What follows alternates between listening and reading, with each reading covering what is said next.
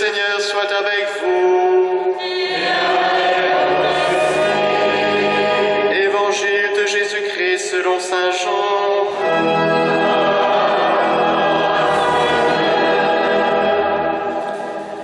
C'était après la mort de Jésus, le soir venu, en ce premier jour de la semaine, alors que les portes du lieu où se trouvaient les disciples étaient verrouillées par crainte des Juifs, Jésus vint et il était là, au milieu d'eux. Il leur dit, « La paix soit avec vous. » Après cette parole, il leur montra ses mains et son côté. Les disciples furent remplis de joie en voyant le Seigneur. Jésus leur dit de nouveau, « La paix soit avec vous. » De même que le Père m'a envoyé, moi aussi je vous envoie. Ayant ainsi parlé, il souffla sur eux et il leur dit, « Recevez l'Esprit Saint. À qui vous remettrez ces péchés, ils seront remis. À qui vous maintiendrez ces péchés, ils seront maintenus. » Or, l'un des 12, Thomas, appelé Didyme, c'est-à-dire jumeau, n'était pas avec eux quand Jésus était venu. Les autres disciples lui disaient, « Nous avons vu le Seigneur. » Mais il déclara, « Si je ne vois pas dans ses mains la marque des clous, si je ne mets pas mon doigt dans la marque des clous, si je ne mets pas la main dans son côté, non, je ne croirai pas. » 8 jours plus tard, les disciples se trouvaient de nouveau dans la maison et Thomas était avec eux. Jésus vient, alors que les portes étaient verrouillées, et il était là au milieu d'eux. Il dit, « La paix soit avec vous. » Puis il dit à Thomas, « Avance ton doigt ici et vois mes mains. Avance ta main et mets-la dans mon côté. Cesse d'être incrédule, sois croyant. » Alors Thomas lui dit, « Mon Seigneur et mon Dieu. » Jésus lui dit, « Parce que tu m'as vu, tu crois. Heureux ceux qui croient sans avoir vu. » Il y a encore beaucoup d'autres signes que Jésus a faits en présence des disciples et qui ne sont pas écrits dans ce livre. Mais ceux-là ont été écrits pour que vous croyiez que Jésus est le Christ, le Fils de Dieu, et pour qu'en croyant, vous ayez la vie en son nom. Acclamons la parole de Dieu.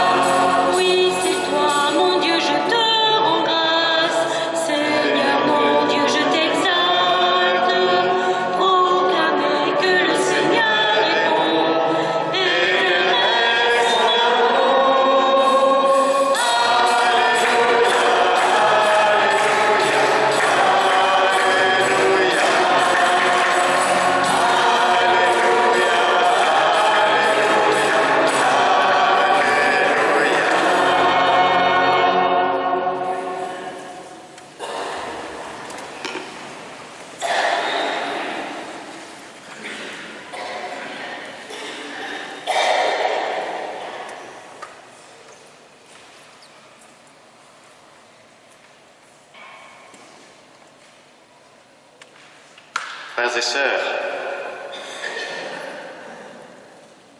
Jésus est trop bon, vous savez.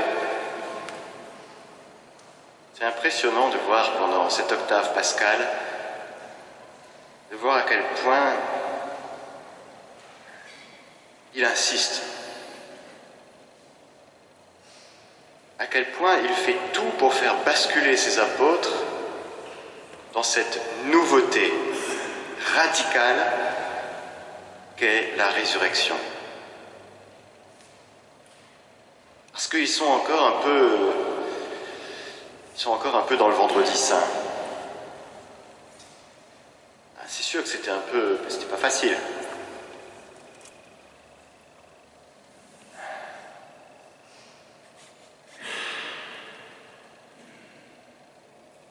Ce Thomas, il ressemble un peu à Nathanaël, vous savez, je ne sais pas si vous connaissez Nathanaël, le pote de Philippe,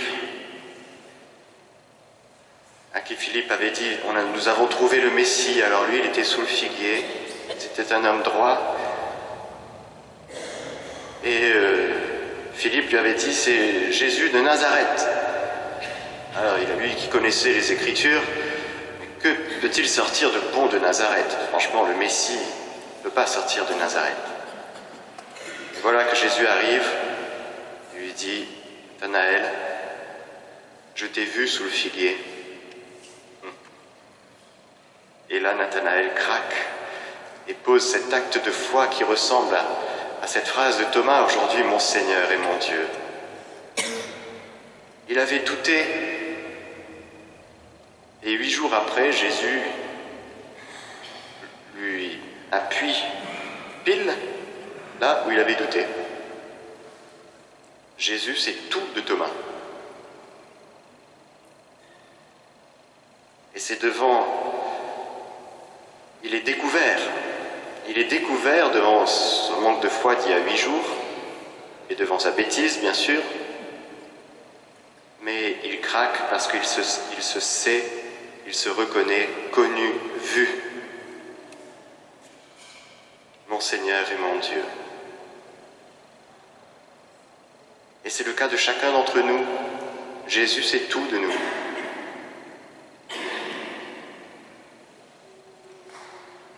Jésus sait exactement comment ils ont traversé cette passion, ce jeudi saint, vendredi saint, samedi saint. Il sait exactement ce qui se passe dans le cœur de chacun. Et c'est magnifique parce qu'il vient, même si les portes sont fermées, verrouillées, il se tient au milieu de nous et il nous dit « Paix à vous, le Seigneur, la paix soit avec vous ». La paix qui vient de Jésus ressuscité et qui vient comme faire fondre tous ces troubles encore qui étaient encore dans les cœurs des disciples, des apôtres. Ils étaient encore un peu troublés, il y avait des femmes qui avaient vu des anges, il y avait des choses qui s'étaient passées, des disciples d'Emmaüs. C'était bizarre, on l'avait vu, c'était un peu lui, un peu pas lui, il est vivant, il est... Et puis il y a quand même... Il l'avait quand même renié.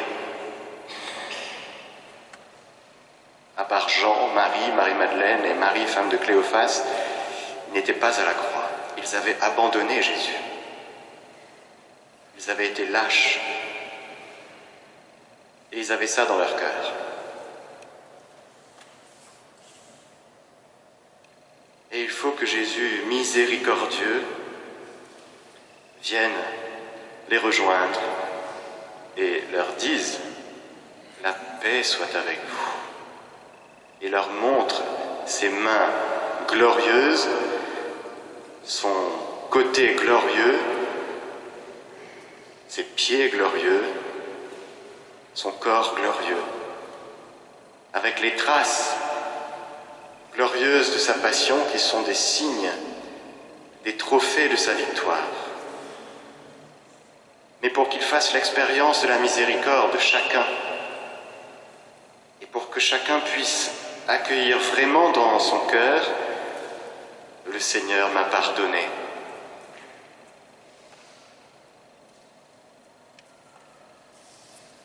C'est l'expérience qu'ils font là, les 11. Et c'est l'expérience que nous sommes invités à vivre aujourd'hui, d'accueillir profondément la miséricorde que Dieu a pour nous.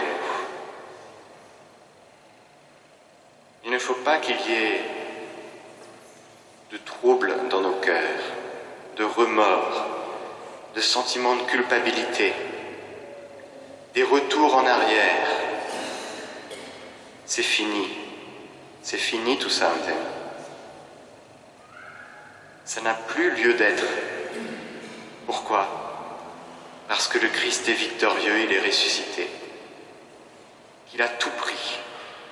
Tout est accompli. Et avec Jésus ressuscité, il veut nous inviter, comme il a invité ses apôtres, à redémarrer à zéro. La dette est effacée. L'ardoise est effacée. Avec Jésus ressuscité, nous sommes invités à prendre un nouveau départ.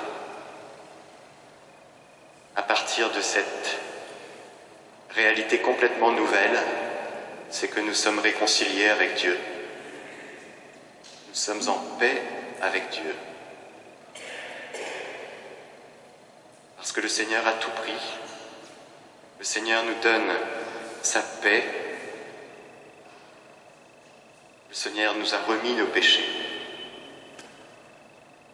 Alors je peux encore essayer de raccrocher les vieux tissus avec le tissu neuf, en disant, est-ce qu'on peut raccrocher un peu les deux, le vieil homme avec l'homme nouveau que le Seigneur a fait, puis c'est pas possible. À 20 nouveaux, outre 9. Est-ce que nous sommes prêts? Est-ce que nous voulons redémarrer à zéro à partir de ce jour 1 que le Seigneur fait, le jour du Seigneur, c'est le jour de sa résurrection. À lui, mais le jour de notre résurrection. Nous sommes ressuscités avec le Christ.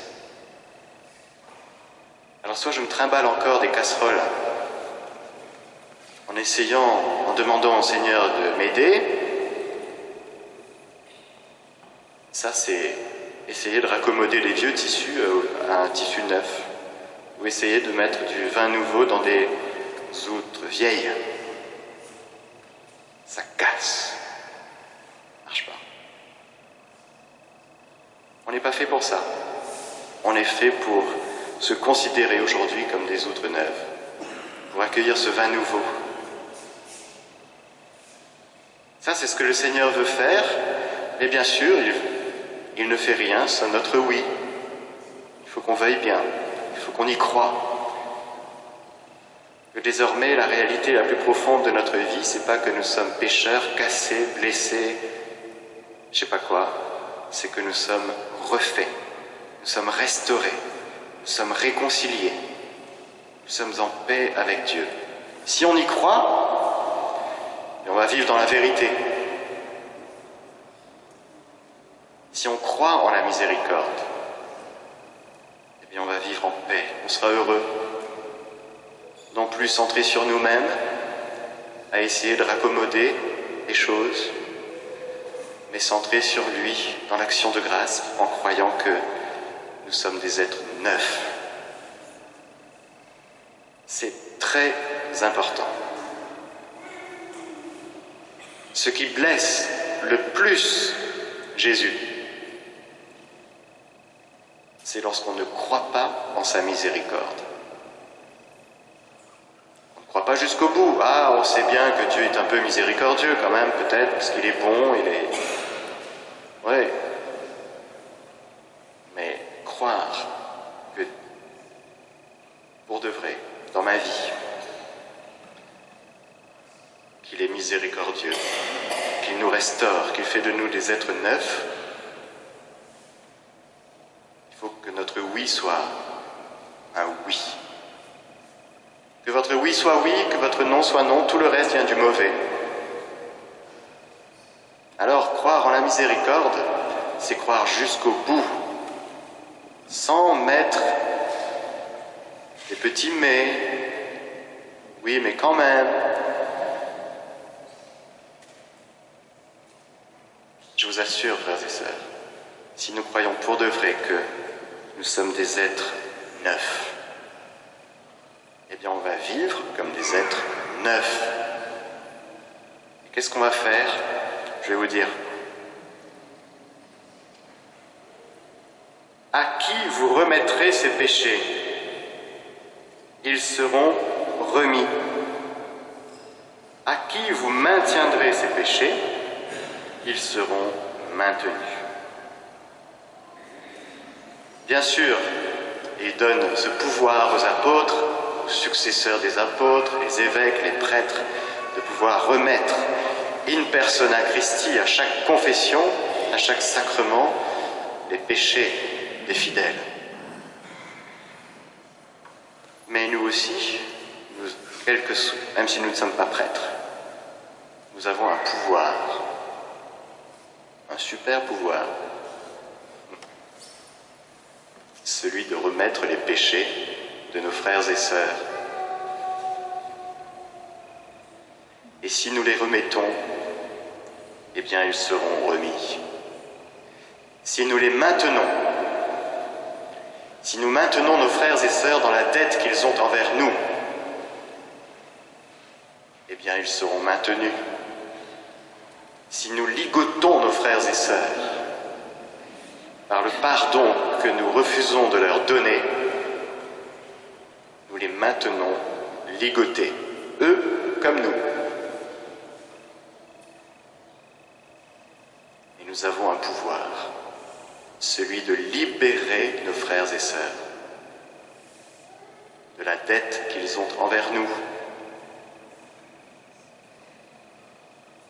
des péchés qu'ils ont commis envers nous.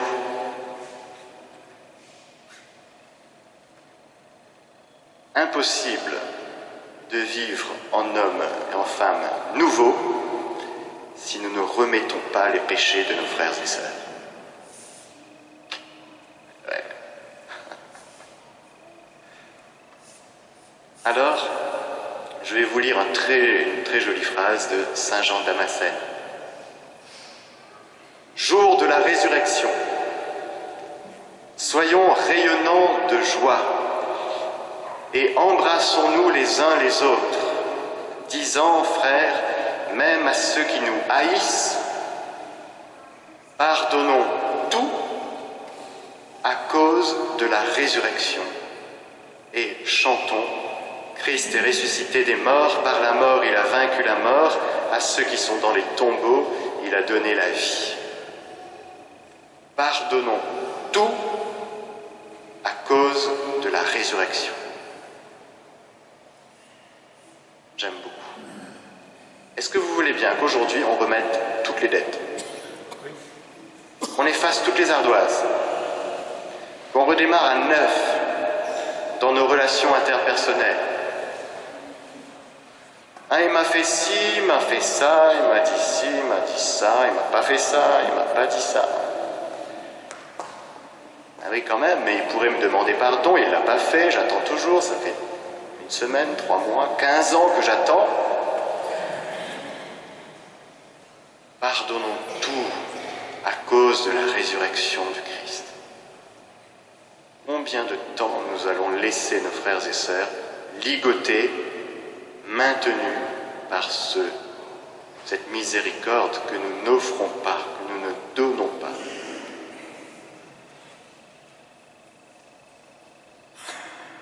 Libérons les captifs, eux comme nos frères et sœurs. Frères et sœurs, est-ce qu'il y a des petites ardoises qui traînent? Ouais.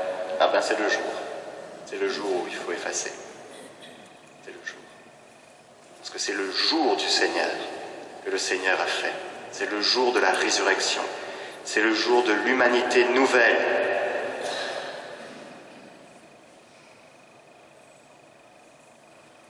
On en veut à notre curé? Zéro. Profite, il n'est pas là. Bon, c'est filmé? C'est filmé, bon. On efface l'ardoise? On en veut à d'autres prêtres, à nos patrons, nos responsables politiques. On en veut à M. Hollande. Apparemment, c'est un jour un peu spécial aujourd'hui. J'ai entendu ça. On efface tout? On pardonne tout?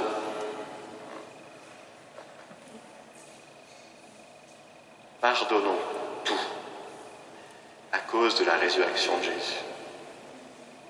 Ça, c'est magnifique. Au pape, aux évêques, à ceux qui exercent l'autorité. En général, c'est eux. Autorité dans la famille, autorité dans l'Église, autorité. Et si on vivait cette journée pour de vrai, que ce cénacle intérieur où nous avons quand même un petit peu verrouillé les choses,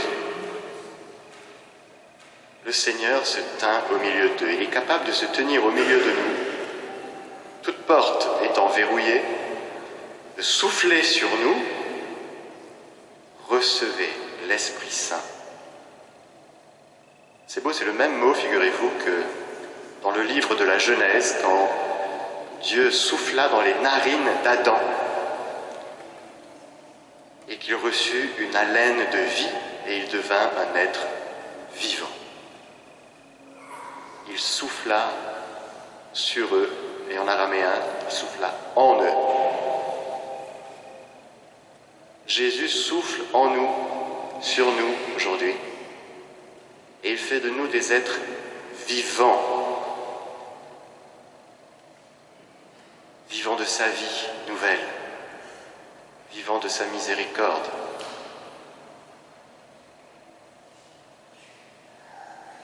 Ça peut être une très belle journée si nous effaçons. Pardonne-nous nos offenses, comme nous-mêmes avons remis les dettes de nos débiteurs, comme nous-mêmes nous pardonnons à ceux qui nous ont offensés.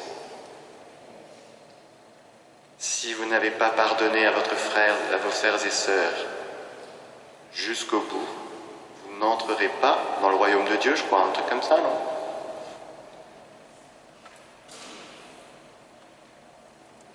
Que le Seigneur, en ce jour de fête, où vraiment c'est la grâce du jour, ce serait dommage de passer à côté. C'est vraiment la grâce du jour. Aujourd'hui, les écluses du ciel s'ouvrent et jaillissent de ce cœur de Jésus ressuscité, vainqueur de nos péchés, de nos refus de pardonner. Pour que nous puissions d'une part bénéficier de cette grâce qu'il nous donne, d'accueillir jusqu'au bout le fait que nous sommes pardonnés. Si le Seigneur nous a pardonnés, pourquoi on ne pardonnerait pas à notre frère? Est-ce que notre péché, il est pire que celui de notre frère, même si on n'en a pas trop conscience? Rappelons-nous quand même qu'on a crucifié Jésus. Par notre péché, nous avons crucifié Jésus. Ouais. Alors, notre frère aussi. Mes amis,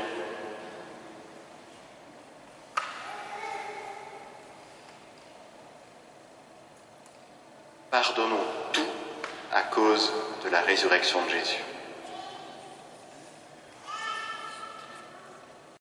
Et puis, si vous êtes d'accord, je reprends la phrase de Saint Jean Damascène pour terminer.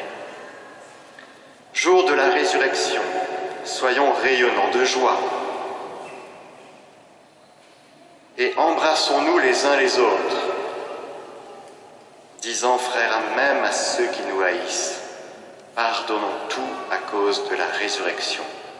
Ceux qui nous haïssent, pardonnons tout à cause de la résurrection. Embrassons-nous les uns les autres. Alors je vous propose ce petit geste. On s'embrasse les uns les autres. J'ai prévenu le Père Antonio pour, au cas où ça arriverait, qu'il ne soit pas surpris. Voilà. Je vous propose qu'on s'embrasse. Attendez. Voilà, on voit tout de suite, il y a les gens qui foncent. Il y a des gens qui sont... Il y en a un. Bon, ce baiser que nous allons faire à notre frère, à notre sœur à côté de nous, Bien sûr, c'est pas un baiser affectivo-gélatineux. C'est ça, hein?